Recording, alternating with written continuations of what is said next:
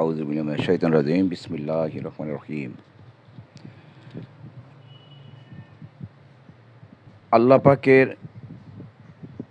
সবচেয়ে সর্বশ্রেষ্ঠ নিয়ামত, যে দুটি নিয়ামত আমাদেরকে দান করেছেন, সে দুটি নিয়ামত হলো, একটি হলো যৌবন, যৌবনের খোরাক, আরেকটি হলো পেটের খোরাক, জিহ্বা। আমার আমার গলাটা ভাঙ্গা এবং আমি বেশ কফিং, ড্রাই কফ, তো এক্সকিউজ মি।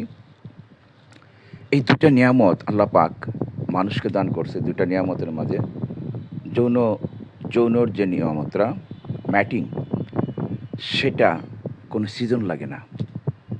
পশু পাখি, বিভিন্ন পশু পাখির মাঝে আপনি দেখবেন তাদের সিজন লাগে ম্যাটিংয়ে। কোনো পশুর যৌন উন্মাদনা বাড়ে কণ্ঠস্বরে, যখন ডাক দেয় কুকু ক ক ক ক, যে মুরগি তার কণ্ঠে যৌবন প্রাপ্ত হইলে, ম্যাটিংয়ের সময় হইলে একটা স্পেশাল সাউন্ড করবে। সেই সাউন্ডে তার মেলের উত্তেজনা সৃষ্টি হয়। তারপর কিছু আছে ড্যান্সিং করবে, যেমন ময়ূর ড্যান্সিং করলে উত্তেজনা সৃষ্টি হয়। আর কিছু আছে গন্ধে, ম্যাটিং সময় হইলে একটা তীব্র পারফিউম বাড়িবে, তখন তার মেলের যৌন উত্তেজনা সৃষ্টি হয়। কিছু আছে গান গায়, কিছু পাখি আছে গান গাইলে, নাচলে তাদের ম্যাটিং হয়। আর ম্যাটিংটা হলো তাদের সিজনাল। কারোটা 6 মাস পরে একবার ম্যাটিং হয়, বা 1 বছর পরে, বা 2 বছর পরেও। তো মানুষের কিন্তু সেগুলো নেই। মানুষের ওই যে শব্দ তাদের যৌন উত্তেজনা বাড়বে, নাচে যৌন উত্তেজনা বাড়বে, কণ্ঠস্বরে যৌন উত্তেজনা বাড়বে, গন্ধে, একটা স্পেশাল গন্ধ আছে আপনারা জানেন, যৌন উত্তেজনা বাড়বে। সেই জন্য শরীয়তে কিন্তু নারীদের এই সমস্ত আচরণগুলি নিষেধ করেছে।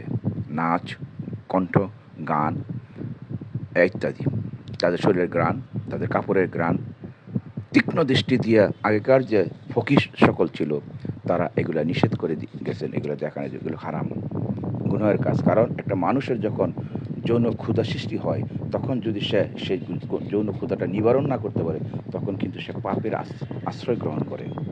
যৌবন কিন্তু ঘুমন্ত যৌবনকে যদি আপনি রাখেন, সিংহকে যেমন খাঁচার থেকে ছেড়ে দিলে যে অবস্থা হয়, ঠিক সে অবস্থায় মানুষের জন্য এটা। তো এই যে জিনিসটা এত বড় নিয়ামত, এটা কিন্তু আবার ধ্বংসের জন্য হয়, আপনাকে ধ্বংসে ডেকে আনতে পারে। তো এখানে একটা জিনিস আপনি দেখবেন, একটা পুরুষ যদি সে যৌন অতৃপ্ত থাকে, যৌবনের সে কিন্তু জানে এটার সীমা পরিসীমা, তৃপ্তির সীমা পরিসীমা, রেঞ্জ অফ স্যাটিসফ্যাকশন, এটা কিন্তু সে জানে।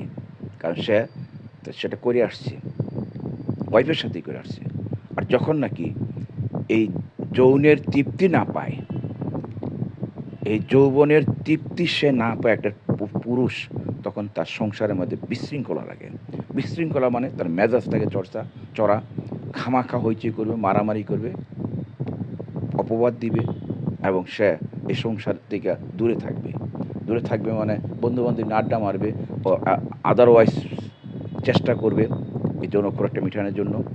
আমি প্র্যাকটিক্যালি বলছি এই কথাগুলো, অ্যাটেনশন, এই কথাগুলো আপনাকে মনোযোগ দিয়ে শুনতে হবে। ঠিক তদ্রূপ নারীর ক্ষেত্রেই এটা কিন্তু প্রযোজ্য।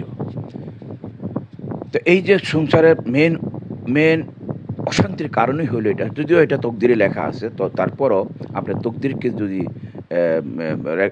রিপেয়ার করতে চান, রেকটিফাই করতে চান, তাইলে এই জিনিসটা আপনাকে আর্টিফিশিয়ালি হলো যেভাবেই হোক আপনাকে স্বামী স্ত্রীর মাঝে মিলনটা আনতে হবে, এক্সট্রিম মিলনটা আনতে হবে, নতুবা আপনার সংসার সুখের হবে না। এই কথাটা এই জন্য বললাম। একটা উদাহরণ দিই।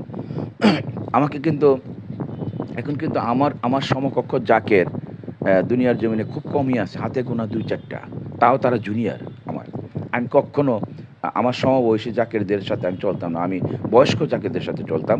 কারণ এটা কেন চলতাম তখন আমি জানতাম না, কিন্তু এখন জানি, এখন বুঝি আমি বয়স্ক জাকেরদের সাথে কেন চলতাম। যেমন ছিল ডাক্তার শরাফত সাহেব, আইয়ুব ভাই, ইত্যাদি এদের সাথে আমি চলতাম। তারা ছিল তখনই ছিল তাদের বয়স ৫০-৫৫, রিটায়ার্ড করছে। আর আমি মাত্র তখন হয়তো ৩৫-৪০ বছর।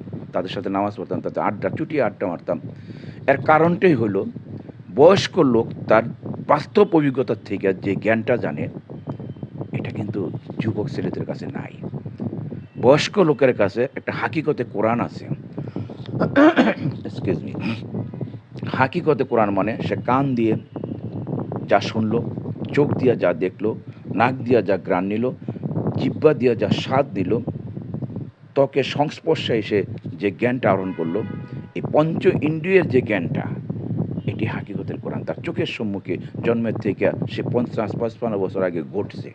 তো এটা সবাই রাখতে পারবে, যাদের স্মরণ শক্তি, মেধা শক্তি তীব্র, তাদের কাছে এই জ্ঞানটা আছে। যারা আবার ওই যে ক্লাসে, স্কুল কলেজে ফেল করছে, তাদের কাছে এটা নেই। কারণ তাদের স্মরণ শক্তি নাই, মেমোরি পাওয়ার নাই, তাদের আকল কম। তো কাজে তাদের সাথে চলছি, এই কারণে চলছি। এটা কিন্তু আমি তখন বুঝতাম না, এখন বুঝি। কারণ আল্লাহ পাক তখন আমাকে তাদের সাথে চলাইছেন। কেন আমার ভালো লাগতো, এই চলছি। এই ভালো লাগাটে আমার হৃদয়ের ভিতরে দিয়ে রাখছিল। আপনার হৃদয়ের ভিতরে যদি ভালো লাগা না থাকে, জিহ্বায় যদি স্বাদ না থাকে, চোখের মাঝে যদি আকর্ষণ না থাকে, আপনার কিন্তু জীবন ভালো লাগবে না, শান্তি পাবেন না। আপনি খেয়েও শান্তি পাবেন না, শুয়েও শান্তি পাবেন না। আপনার অজস্র টাকা পয়সা আছে, ধন সম্পদ আছে, হ্যাঁ, সুন্দরী স্ত্রী আছে, বাচ্চা কাচ্চা আছে, তারপরও যদি আপনার মাঝে আল্লাহ পাক সেই নিয়ামতগুলি দান না করে, গ্রাহক যেটা গ্রহণ করবেন, যেমন একটা খাবার অত্যন্ত তৃপ্তিদায়ক কিন্তু আপনি সেই জিহ্বায় স্বাদ নাই, তখন এই খাবারটা আপনার কাছে বিষাক্ত মনে হবে। দেখেন আল্লাহ পাক কত কৌশলী। তো সে খাবারটা বিষাক্ত মনে হবে, তো এটা আল্লাহ পাক তকদির দিয়া রাখছে, শাস্তি দিয়া রাখছে, তার প্রতি রহম দিয়া রাখছে, যাকে এগুলো দান করছে। আর যাকে এগুলো ছিনিয়ে নিছে, তার তকদির খারাপ করে রাখছে। আল্লাহ পাক কিন্তু সবসময় নির্দোষ। তো এখন বললে অনেক কথা, এই যে চতুর্দিক দিয়ে চলে আসতেছে কথাটা, যে কথাটা আমি বলতে চেয়েছিলাম, এই কথাটার লাইনটা আমি হারায় যায় বারবার। কারণ তরিকতের কথা, তাসবের কথা, যারা তরিকতের ব্যক্তি, তাদের কিন্তু আল্লাহর হাকিকের যে দুইটা সিফাত আছে, হাকিকি সিফাতগুলি তার চোখের সামনে ছড়ানো থাকে। কালাম এবং এলেম, এগুলা ছড়ানো থাকে, বিস্তর ছড়ানো থাকে। সে চক্ষু বন্ধ করে চতুর্দিক দিয়ে মনে করে লাইটের মতন তার ঘেরাও ঘিরে রাখছে এই জ্ঞানগুলা। অদ্ভুত কথা না? একটা আলো যেরকম তাকে একটা একটা বস্তুকে ঘেরাও করে রাখে চতুর্দিক থেকে, ঠিক তরিকতের যারা আবেদ, সুফি সাধক, তাদেরকে চতুর্দিক থেকে known and unknown knowledge, information, তথ্য উৎপত্ত ঘেরাও করে রাখে, যে আমাকে দেখেন, আমাকে দেখেন, আমার দিকে তাকান, আমার দিকে তাকান। তার কোনো পুস্তক পড়তে হয় না। যে জায়গাটি ঘটনা বলে শেষ করি। আমার সমবয়সী জাকেররা এখন নেই। আমি যাদের সাথে চলতাম, একজনও নেই, অনেক আগে চলে গেছে দুনিয়া থেকে। তাদের আত্মার উপরে শান্তি বসিত হোক। এখন আছে যারা, তাদের সন্তান, বাতিজারা। তো বাতিজারা মাঝে মাঝে আসে, কাকা কাকা করে ডাকে, ফোনেও আলাপ করে। তো একটা বাতিজার ওয়াইফ নিয়ে বড় বেকায়দায় পড়ছে। বেকায়দা মানে সে মুখে বলতে পারে না, কাকা আমার ওয়াইফ অসুস্থ, কি অসুস্থ এটা বলতে পারে না। ফোনে বলে, আমার মেসেঞ্জারে লেখে, আমার দোয়া চাই। তা আমি দোয়া করতাম। তো আমি দেখতাম কয়দিন পরে পরে হসপিটালে নিয়ে যায়, হ্যাঁ। কিন্তু তার জীবনটা দেখতাম একেবারে বিষাক্ত হয়ে গেছে। এত বড় একটা ভালো অফিসারের, পাকিস্তান পিরিয়ডের অফিসারের ছেলে, আর উচ্চ বংশের, তার জীবনটা এরকম হলো কেন? সে দেখি যে তার কথাবার্তা, আচার আচরণ খালি বিষাক্ত, বিষ চড়ে। তখন আমি চিন্তা করলাম এটার কারণটা, তার কোথায় অশান্তি। আমি এটা খুঁজে আমি ফাইন্ড আউট করতে পারলাম না, আমি বাইর করতে পারলাম না। তখন কিছুদিন আগে এই পিছনে তার ওয়াইফের পিছনে বহু টাকা খরচ করছে, চিকিৎসা যে অস্ট্রেলিয়া যায়, আমার কাছে দোয়া চায়, আবার দয়া চায়, আবার 2-3 দিন পরে আবার চলে আসে। দেখলাম কাকা ভালো আছে, ঠিক আছে। তারপর সে কিছুদিন যাবন আমার কাছে, যেখানে কেউ যদি জলসা করে, সাধারণত যারা আমাকে চিনে পরিচিত, তারা আবার একটু তবারক আমার বাসায় পাঠায়, হ্যাঁ। অনেক সময় দেখা গেছে ওকে দিয়ে পাঠাইছি, তুমি আমি কাকার কাছে পৌঁছাই দিয়ে আসি, বাতিদের নিয়ে আসে। জাকের পার্টির জলসাই হোক আর কর্মী গ্রুপের জলসাই হোক, তা আমি কাউকে ঘৃণা করি না। যেহেতু আমি মেজো ভাইজান, মিয়া ভাইজানকে শ্রদ্ধা করি, তারা আমার দুই চোখের মণি, সেই জন্য তাদের দলগুলি আমার চোখের চোখের মণি। আমি সেইভাবে শ্রদ্ধা করি, সেই তাদের খাদেমদেরকে, কর্মীদেরকে আমি তেরা চোখে কাউকে দেখি না। তো যাই হোক, কয়েকদিন আগে সে আসলো, ছোট্ট একটা সুন্দর বাচ্চা, তার স্ত্রীকে নিয়ে আসলো। এর মাঝে সে কিন্তু পাগল হয়ে গেছে, এগুলা রেখে দিয়ে সে বিদেশে চলে যাবে, মিডল ইস্টে চলে যাবে চাকরির জন্য। আমি চিন্তা করলাম, তার তো কোনো কিছু অভাব ছিল না, ঢাকা শহরে একটা বাড়ি আছে, সে এইগুলা উৎপাত করতেছে কেন? আমি এটা কোন সময় খুঁজে বাইর করতে পারি নাই। ব্যাখ্যাটা কিন্তু আমি আগে দিয়ে আসছি, একটা সংসারে কেন অশান্তি, এটা কিন্তু আগে আমি কিছুটা বর্ণনা আপনাদের কাছে পেশ করছি, কেন অশান্তিটা। কণ্ঠটা অন্যরকম হয়ে গেছে, কারণ গলায় খুশখুশি কাশতে কাশতে কাশতে রাতে আমি ওষুধ নেই নাই। গতকাল ওষুধ নিতে গেছিলাম, একটু ঘটনা বলছি যে আমি কম্পাউন্ডারের কাছে গেলে, হ্যাঁ আমার কাছে জিজ্ঞেস, খুব পরিচিত, আমার খুব শ্রদ্ধা করে, আবার অন্যদিকে জায়গা। এটা একটা হেরলাম যে না, তুমি অ্যান্টিবায়োটিক খাইও না। আমি অ্যান্টিবায়োটিক নিলাম, বুঝলাম যে অ্যান্টিবায়োটিক খাইও না। আবার আসে, আবার একটা কথা শুনে অন্যদিকে জায়গা। যেমন এখানে একটা কথা বলি, যেমন আমার হুজুর কেবলা যান কাছে একদিন নালিশ দিলাম যে বাবা আমার এই ব্যবসা, না আমার চাচা, অনেক আগে একটা নালিশ দিলাম, এটা বোধ 1988-এর দিকে। ওই লাকড়ির চাচা, কমান্ডার চাচা, ওনার এখানে কিন্তু আমি দেখেন লাইফটা বড় হয়ে যেতেছে, আমার ওই ইচ্ছা নাই লাইফ বড় করার, তারপর লাইফটা বড় হয়ে যাচ্ছে। লাকড়ির চাচার আন্ডারে আমি কিন্তু একাধারে 40 দিন এই লাকড়ির কাজ করছি। কারণ আমি একটা ছোট্ট অপরাধ করছিলাম, এই ভয়ে আমার পিতা এবং চাচার ভয়ে আমি দরবার শরীফে লুকাইছি। দুঃখিত, 76 সনে লাকড়ির চাচার আন্ডারে আমি 576 সনে ওনার আন্ডারে কাজ করছি লাকড়ির কাছে। সোলাইমান ভাই ছিল যশোরে, উনিও ইন্তকাল করছেন কিছুদিন, কয়েক বছর আগে। তো আমি ভাবলাম যে রাসূল বলছে সবচেয়ে কঠিন কাজ নাকি কাঠুরিয়ার কাজ, আমি এটি ক্যাবলাদান কত হুজুর ক্যাবলা লাকড়ির চাচা আমাকে নিয়ে গেলো, বাবা ওরে নিয়ে যায়, আমার দিকে তাকায় হাইসা দিল হুজুর ক্যাবলা। তখন আমি খুব ছোট মানে হয়তো 19 বছর, 18-19 বছর। বাবা আপনি পারবেন? আমি খুব পারবো কইয়া ড্যান্স আচ্ছা যান। প্রথম দিন যখন গেলাম লাকড়ি কাটতে, চাচা আমারে দিল এই যে গাছগুলি কাটে, কড়াই গাছ, আম গাছ, তখন দিল আমাকে যে আপনি তো অন্য কিছু কাজ পারবেন না, ওই কুড়ালও চালাইতে পারবেন না, কড়া তো টানতে পারবেন, এই গাছের গোড়াগুলি পরিষ্কার করেন, আমরা এসে কাটবো। আমি ভালো গোড়াগুলি পরিষ্কার করতে গেলাম। আধা ঘন্টা পরে দেখলাম এই জাম গাছে, যেরকম জাম ঝুলা থাকে ডালার মাঝে, জাম গাছে এরকম সিনা যোগ আমার পা হাঁটু পর্যন্ত, ওই লঙ্গির নিচে দাও গিয়ে উপরে উঠা এমনি ঝুলে দিছে, এই জামের মতন ঝুলে দিছে, রক্ত খায়া। আমি দেখে হাউত করে শিখে ও মা গো শীতে পড়ছি, সবাই দৌড়ে এসেছে, এই কিসে সাপে কামড় দিল কিনা। আমি কি আমারে দেখেন আমার ভাইয়ের মধ্যে এগুলো কী হয়েছে, হাই হাই হাই হাই, সবাই কইছে মারবা না। তখন সবাই এই টোকায় ফেলাইতেছে, না মারা নিষেধ, হুজুর মারা নিষেধ। এই যে একটা ভয় পাইলাম, পাওয়ার পরে আমার কইছে তুই কী করবি, আমি কই আমি চাচা আমার অন্য কাজ দেন। তখন অন্য একটা কাজ দিল কি, ওই যে গাছগুলি টুকরি করে করতে দিল। গাছ যখন ফালাই দেয়, ওই ছোটো ডাইলা আছে, এটা কোবাইতে গেল, ওই কাজ করলাম। যাই হোক, এটা কথা প্রসঙ্গে কেন আসলো এটাও তো ভুলে গেলাম, এটা কেন বললাম। তখন যাক আবার যে মনে হয় বললাম, নাহলে বলতে পারলাম না এটা কেন বললাম এই ঘটনাটা। তো যাই হোক, আমার তখন এই চাচা আমাকে মানে এই যে বাতিজা বিদেশে চলে যাবে, আমার কাছে খালি দোয়া চায়, কয়েকদিনের সালামও করছে, উৎপাত দিয়ে চোখ মুখ লাল টাল হয়ে রয়েছে। কারণ সৎ মানুষের কিন্তু সংসারে অশান্তি হইলে সে কুপথে পাড়া দেয় না, সেই জ্বালা যন্ত্রণাটা ভোগ করে। একটা কথা মনে রাখবেন, যারা সৎ, ইমানদার এবং খাজাওয়াকে বিশ্বাস করে, তারা সংসার যত অশান্তি হোক তারা এটি ভোগ করে। যে আমার কাকা জান দিয়েছে, এদিক সেদিক যায় না, তারও হয়েছে সেটা, এই ছট করে। তা যাই হোক, তার বউটা একটা ভদ্র ঘরের মেয়ে, তো ছোট্ট একটা বাচ্চা, আর বউটা নিয়ে আসার পরে বলতে চায় না, বউটা কিন্তু লজ্জা না, কিন্তু স্বামীর পারমিশন দ্বারা বলবে না। পট করে পরে বউটা জামাইকে বললাম বলবো, বলো।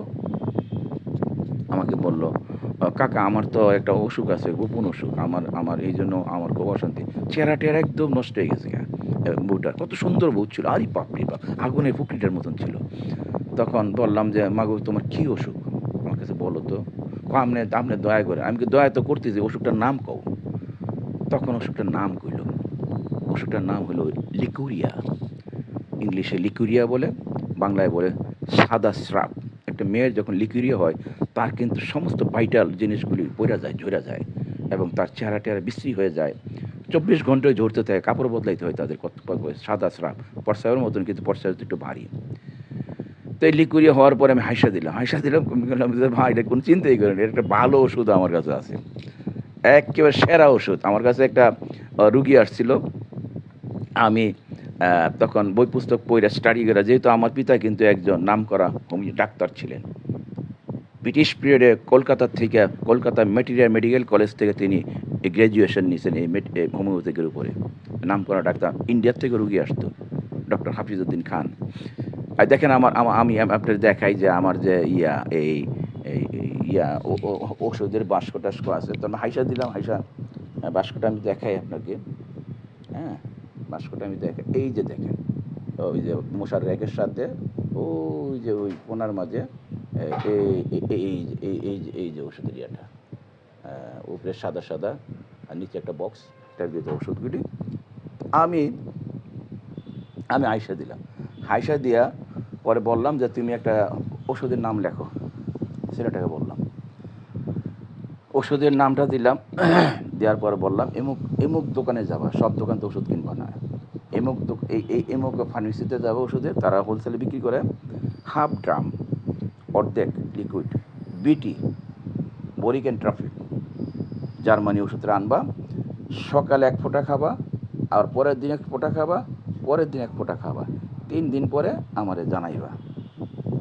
তুমি এটা আমার পায়ের মাঝে পইরা প্রথম কানলো, বললো, কাকা দয়া করে, আমি তোর বিদেশ দিতে হবে না বেটা, তো তুই বিদেশ যাবি কেন, তো ঢাকা শহরে একটা বাড়ি আছে, শিখে কয় এই জন্যই তো কাকা আমার বিদেশটা হয় না, আপনি রাজি না দেখে আজকে 3-4 বছর ধরে চেষ্টা, তুমি কেন বিদেশ যাও এটা আমি জানি, যাও, ওষুধটা সারছে কি না 3 দিন পরে জানাইবা।